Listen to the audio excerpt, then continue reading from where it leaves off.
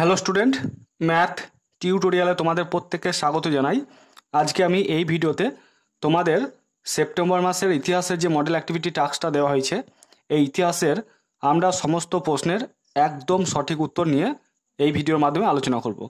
তো এটা হচ্ছে পার্ট 6। এর আগে টোটাল 5টা পার্ট আমি আপলোড করে দিয়েছি। যদি কারো কোয়েশ্চেনের সঙ্গে এই পার্টটার কোয়েশ্চেন না মেলে তারা অবশ্যই আগের পার্টগুলো দেখে নিও। তার কারণ কোনো না কোনো পার্টের সঙ্গে তোমাদের নিশ্চয় মিলবে। তার জন্য আমি প্রত্যেকটা পার্টের লিঙ্ক এই ভিডিওর ডেসক্রিপশনে দিয়ে দিয়েছি। তো চলো, তোমাদের যে প্রশ্নগুলো দেওয়া আছে সেই প্রশ্নগুলোর সঠিক উত্তর এবার আমি আলোচনা করব। তো একের দাগে কি বলেছে দেখো, সঠিক তথ্য দিয়ে নিচে ছকটি পূরণ করো। এইখানে দেওয়া আছে প্রতিষ্ঠান, মানে জমিদার সভা, ভারত সভা, ইন্ডিয়ান লীগ, এই সব প্রতিষ্ঠানের নাম দেওয়া আছে। এইখানে দেওয়া আছে প্রতিষ্ঠাতা, মানে জমিদার সভা কে প্রতিষ্ঠা করেছিলেন সেটা তোমাদের লিখতে হবে। ভারত সভা কে প্রতিষ্ঠা করেছিলেন সেটা তোমাদেরকে লিখতে হবে। আর কত সালে সেগুলো তোমাদেরকে লিখতে হবে। তোমরা নিশ্চয় জানো যে আমি প্রত্যেকটা প্রশ্নের উত্তর তোমাদের বই থেকে দেখিয়ে দিই। তোমাদের প্রত্যেক মডেল অ্যাক্টিভিটি টাস্কেরই আমি প্রশ্নের উত্তরগুলো তোমাদের টেক্সট বই থেকে কত নম্বর পেজে আছে আমি একদম খুঁটিনাটি তথ্য তোমাদের দিয়ে দিই। এবারও তাই আমি একইভাবে তোমাদের টেক্সট বই থেকে আলোচনা করব। তো আমরা একবার দেখে নেব জমিদার সভা, ভারত সভা আর ইন্ডিয়ান লীগ কত নম্বর পেজে আছে। এইটা হচ্ছে তোমাদের টেক্সট বইয়ের 97 নম্বর পেজ। তো এই 97 নম্বর পেজে দেখো এখানে লেখা আছে জমিদার সভা ব্র্যাকেটের মধ্যে 1838 খ্রিস্টাব্দ। এর অর্থ জমিদার সভা 1838 খ্রিস্টাব্দে প্রতিষ্ঠা হয়েছিল। তারপরে দেখো ইন্ডিয়ান লীগ 1875 খ্রিস্টাব্দে প্রতিষ্ঠাতা হয়েছিল। আর প্রতিষ্ঠা কে করেছিলেন না শিশির কুমার ঘোষ। আর এখানে দেখো সুরেন্দ্রনাথ বন্দ্যোপাধ্যায় ও আনন্দমোহন বসুর ভারত সভা বা ইন্ডিয়ান অ্যাসোসিয়েশন 1876 খ্রিস্টাব্দে প্রতিষ্ঠা হয়েছিল। তাহলে আমরা এখানে দেখছি ভারত সভা প্রতিষ্ঠা হয়েছিল 1876 সালে, প্রতিষ্ঠা করেছিলেন সুরেন্দ্রনাথ বন্দ্যোপাধ্যায় ও আনন্দমোহন বসু। আর ইন্ডিয়ান লীগ প্রতিষ্ঠা হয়েছিল 1875 খ্রিস্টাব্দে, আর প্রতিষ্ঠাতা করেছিলেন শিশির কুমার ঘোষ। আর জমিদার সভা 1838 খ্রিস্টাব্দে প্রতিষ্ঠা হয়েছিল। কিন্তু তোমাদের বইয়ে মানে এই অধ্যায়ে আমি কিন্তু কে প্রতিষ্ঠা হয়েছিল সেটা খুঁজে পাইনি। তো জমিদার সভার সঠিক উত্তর হবে মানে প্রতিষ্ঠাতা হবে দ্বারকানাথ ঠাকুর আর রাধাকান্ত দেব। তো আমি তোমাদের দেখিয়ে দিচ্ছি কিভাবে তোমাদের উত্তরটা লিখতে হবে। তো তোমরা এইভাবে উত্তরটা লিখবে। দেখো আমি লিখেছি একের দাগের প্রতিষ্ঠান, প্রতিষ্ঠাতা আর সময়কাল। জমিদার সভা দ্বারকানাথ ঠাকুর ও রাধাকান্ত দেব।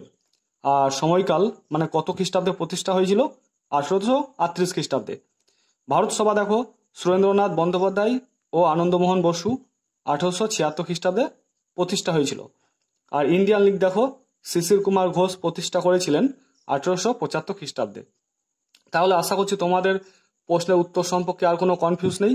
শুধুমাত্র এইটার উত্তর আমি তোমাদের দেখাতে পারলাম না, কারণ আমি খুঁজে পাইনি। এটা 100% সত্য যে জমিদার সভা দ্বারকানাথ ঠাকুর ও রাধাকান্ত দেব প্রতিষ্ঠা করেছিলেন। ঠিক আছে, তো চলো এবার আমরা নেক্সট প্রশ্নে যাব। নেক্সট দেখো 2-এর দাগে কি বলেছে, সত্য বা মিথ্যা নির্ণয় করো। 2.1 কি বলেছে, 1876 খ্রিস্টাব্দে লর্ড নর্থব্রুক জারি করেন নাট্যাভিনয় নিয়ন্ত্রণ আইন। তো এটা সত্য না মিথ্যা? এটা সত্য। এবার কেন সত্য তোমাদের একবার আমি টেক্সট বই থেকে দেখিয়ে দিচ্ছি। তো এটা হচ্ছে 99 নম্বর পেজ। দেখো এখানে লেখা আছে 1876 খ্রিস্টাব্দে লর্ড নর্থব্রুক জারি করেন নাট্যাভিনয় নিয়ন্ত্রণ আইন। আর তোমাদের এটাই দেওয়া আছে, দেখো দেখতে পেয়েছো। এবার আমরা দেখবো 2.2-টা কি বলেছে দেখো, 1905 খ্রিস্টাব্দের 16 অক্টোবর বাংলা বিভাজনের পরিকল্পনা বাস্তবায়িত করা হয়। তো এটা সত্য না মিথ্যা? এটা হচ্ছে সত্য। তো এটা কেন সত্য তোমাদের টেক্সট বই থেকে একবার আমি দেখিয়ে দিই। তো এটা হচ্ছে তোমাদের টেক্সট বইয়ের 108 নম্বর পেজ। তো এখানে লেখা আছে দেখো 1905 খ্রিস্টাব্দের 19শে জুলাই সরকারিভাবে বাংলা বিভাজনের পরিকল্পনা ঘোষণা করা হয়। সে বছরই 16 অক্টোবর ওই পরিকল্পনা বাস্তবায়িত করা হয়। তাহলে দেখতে পাচ্ছ 1905 খ্রিস্টাব্দের 16 অক্টোবর কিন্তু বাংলা বিভাজনের পরিকল্পনাটা বাস্তবায়িত করা হয়। এখানে বলেছে যে ওই পরিকল্পনা মানে বাংলা বিভাজনের পরিকল্পনাটার কথা কিন্তু বলছে। তাহলে বুঝতে পারছো 1905 16 অক্টোবর বাংলা বিভাজনের পরিকল্পনা বাস্তবায়িত হয়। তার জন্য আমি এখানে লিখলাম সত্য। এবার দেখো 2.3-এরটা কি বলেছে। পাঞ্জাবে লালা লাজপত রায় এর নেতৃত্বে শিবাজি উৎসব চালু হয়। এইটা মিথ্যা। কেন মিথ্যা? কারণ পাঞ্জাবে লালা লাজপত রায়ের নেতৃত্বে নয়, এটা হবে বাল গঙ্গাধরের নেতৃত্বে শিবাজি উৎসব চালু হয়। তো তোমাদের এটাও আমি তোমাদের টেক্সট বই থেকে দেখিয়ে দিচ্ছি। দেখো, তো এইটা হচ্ছে দেখো 105 নম্বর পেজ। এইখানে লেখা আছে দেখো, সেই মতো মহারাষ্ট্রে তিলকের নেতৃত্বে শিবাজি উৎসব চালু হয়। তিলক বলতে এখানে বাল গঙ্গাধর তিলকের কথা কিন্তু বলেছে। আর উৎসবটা কোথায় চালু হয় না মহারাষ্ট্রে। এখানে দুটো মিথ্যা দিয়েছে। দেখো, পাঞ্জাবে কথা বলেছে, আবার লালা লাজপত রায়ের কথা বলেছে। এখানে হতো কি, এখানে হতো মহারাষ্ট্র আর এখানে হতো তিলক। তাহলে মহারাষ্ট্রে তিলকের নেতৃত্বে শিবাজি উৎসব চালু হয়। আর বলেছে পাঞ্জাবে লালা লাজপত রায়ের নেতৃত্বে শিবাজি উৎসব চালু হয়, তাই এটা আমরা মিথ্যা লিখলাম। ঠিক আছে, এবার আমরা দেখে নেবো 3-এর দাগের গুলো। তার আগে তোমাদের দেখিয়ে দিই এই উত্তরগুলো কিভাবে তোমাদের লিখতে হবে। দেখো, খাতার মধ্যে তোমরা এইভাবেই পয়েন্ট করবে, মানে নম্বরিং করবে। 2-এ 2.1 পুরো লাইনটা লিখবে, দিয়ে তীরচিহ্ন দিয়ে লিখবে সত্য। আর 2.2 দিয়ে লিখবে পুরো বাক্যটা লিখে সত্য। আর তোমরা পারলে খাতার দুই পাশে মার্জিন টানতে পারো, মানে বক্স আকারে করতে পারো। দেখো আমি এখানে লিখেছি, উপরে দাগ দিয়েছি, বাম সাইডে দাগ দিয়েছি, ডান সাইডে দাগ দিয়েছি, আবার নিচে দাগ দিয়েছি, মানে বক্স আকারে করেছি যাতে উত্তরটা দেখতে ভালো লাগে। তো এখানে দেখো 2.2-টা পুরো বাক্য লিখেছি, দিয়ে তীরচিহ্ন দিয়ে সত্য। 2.3 পুরো বাক্য লিখে তীরচিহ্ন দিয়ে মিথ্যা। অবশ্যই তোমরা পুরো বাক্যে লিখবে। ঠিক আছে, এবার আমরা দেখে নেবো 3-এর দাগের গুলো। 3-এ কি বলেছে দেখো, সংক্ষেপে উত্তর দাও, 30 থেকে 40টি শব্দে লিখতে হবে। 2-2 করে থাকছে। এইখানে আমার ধারণা 3 দেওয়া উচিত ছিল, মানে 30 থেকে 40টি শব্দের কথা বলছে অথচ 2 থাকছে। এইখানে 3 মার্কসের হলে ঠিকঠাক ছিল, কারণ 20 থেকে 20টা শব্দে যদি তুমি করো না তাহলে সেটা হয় 2 মার্কসের। এখানে 30 থেকে 40টা শব্দ বলছে, মানে কিন্তু অনেকগুলো শব্দের কথা বলে দিয়েছে, আর আছে মাত্র 2। এইখানে আমার দিক থেকে বিবেচনা করলে 3 থাকার কথা ছিল। যাই হোক, কোশ্চেন যেমনভাবে সেট করেছে তোমাদের সেইভাবেই করতে হবে। দেখো 3.1-টা কি বলেছে, অর্থনৈতিক জাতীয়তাবাদ কি। তো চলো, এটা সঠিক উত্তর তোমাদের একবার আমি টেক্সট বই থেকে দেখিয়ে দিচ্ছি।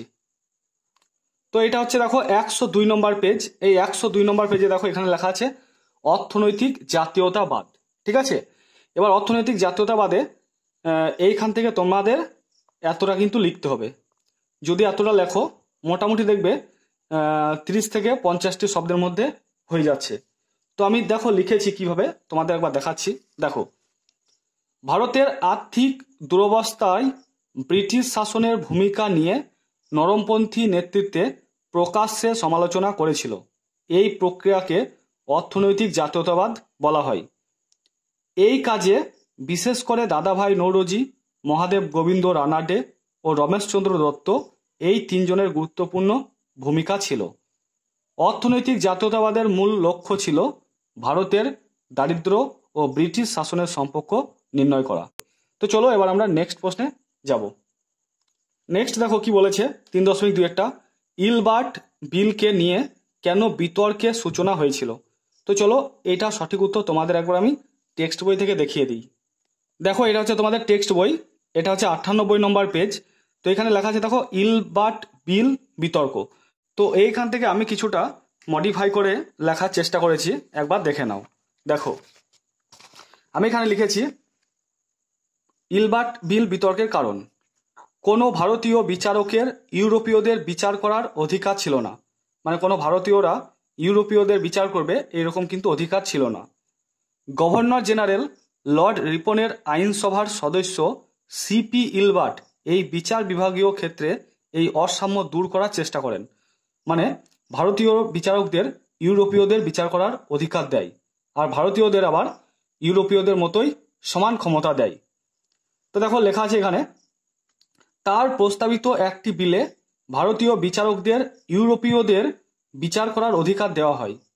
এই বিলের প্রতিবাদে ইউরোপীয়রা সংগঠিত হয়ে বিদ্রোহ ঘোষণা করে, ফলে ইলবার্ট বিলকে নিয়ে বিতর্কের সূচনা হয়। তাহলে কেন ইলবার্ট বিলকে নিয়ে বিতর্কের সূচনা হলো সেটা তোমরা দেখতে পেলে। তো চলো এবার আমরা পরের প্রশ্নে আসবো। পরের দেখো 4 দাগে কি বলেছে, নিজের ভাষায় লেখো। 120 থেকে 160টি শব্দে তোমাদের কিন্তু লিখতে হবে। প্রশ্নটা কি, 20 শতকের প্রথম দিকে বাংলায় গড়ে ওঠা বিভিন্ন গুপ্ত সমিতির পরিচয় দাও। তো চলো এটার উত্তর তোমাদের একবার আমি টেক্সট বই থেকে দেখিয়ে দিই। তো এটা হচ্ছে 112 নম্বর পেজ। এই 112 নম্বর পেজে এখানে লেখা আছে দেখো, বিপ্লবী সন্ত্রাসবাদ। তো এইখান থেকে আরম্ভ করে একদম এতটুকু, এর মধ্যে থেকে আমি কাটছাট করে লিখেছি।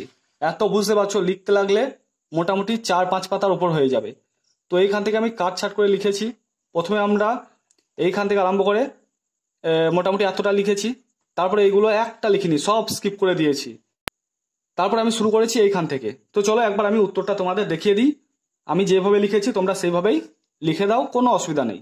দেখো এখানে আমি লিখেছি 4 নম্বর দিয়ে, স্বদেশী আন্দোলনের শেষ দিকে বিপ্লবী সন্ত্রাসবাদী ধারাটি বেশি করে দেখতে পাওয়া যায়। এই ধারার প্রধান ভিত্তি ছিল বিভিন্ন সমিতিগুলি। আপাতভাবে সমিতিগুলি বিভিন্ন শরীরচর্চার পাশাপাশি বিভিন্ন সমাজ সেবামূলক উদ্যোগ নিত। মহারাষ্ট্রের মতো বাংলাতেও শরীরচর্চার প্রতিষ্ঠানগুলিকে কেন্দ্র করেই বিপ্লবী সন্ত্রাসবাদী কার্যকলাপ সংগঠিত হতে শুরু করে।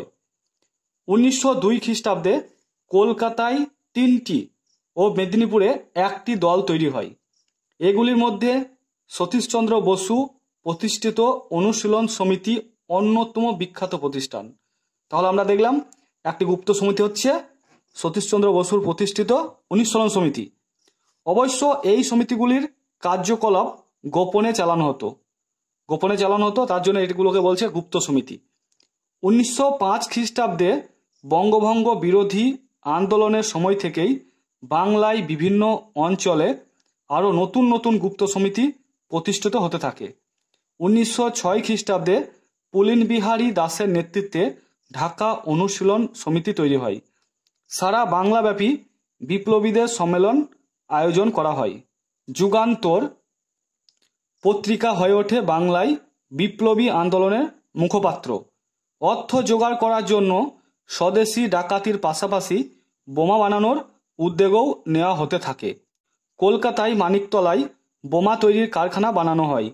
1908 খ্রিস্টাব্দের 30শে এপ্রিল ক্ষুদিরাম বসু ও প্রফুল্ল চাকি বাংলার প্রেসিডেন্সি ম্যাজিস্ট্রেট কিংসফোর্ডকে মারার উদ্যোগ নেন, কিন্তু কিংসফোর্ডকে মারার উদ্যোগ ব্যর্থ হয়। নানান কারণে তাদের অধিকাংশ কর্মসূচি হয় ধরা পড়ে গিয়েছিল অথবা ব্যর্থ হয়েছিল। তাছাড়া প্রয়োজনের কারণে তাদের কাজকর্ম গুপ্ত হওয়ার ফলে বৃহত্তর সামাজিক আন্দোলনের কর্মসূচি হাজির করতে পারেনি বিপ্লবী সন্ত্রাসবাদ। ঠিক আছে, তো তোমাদের এতটাই কিন্তু লিখতে হবে। আশা করছি তোমরা তোমাদের প্রত্যেকটা প্রশ্নের একদম সঠিক উত্তর পেয়ে গেছো। তো ভিডিওটা দেখার পর যদি তোমাদের ভিডিওটা ভালো লাগে তো অবশ্যই ভিডিওটাকে লাইক করো, আর চ্যানেলটাতে যদি নতুন এসে থাকো তাহলে অবশ্যই চ্যানেলটাকে সাবস্ক্রাইব করে দিয়ে পাশে থাকা বেল আইকনটিকে ক্লিক করে রেখো, কারণ আমি যখন কোনো ভিডিও আপলোড করব তোমরা সঙ্গে সঙ্গে নোটিফিকেশন পেয়ে যাবে। তো তোমরা সবাই ভালো থেকো, সুস্থ থেকো, থ্যাংক ইউ।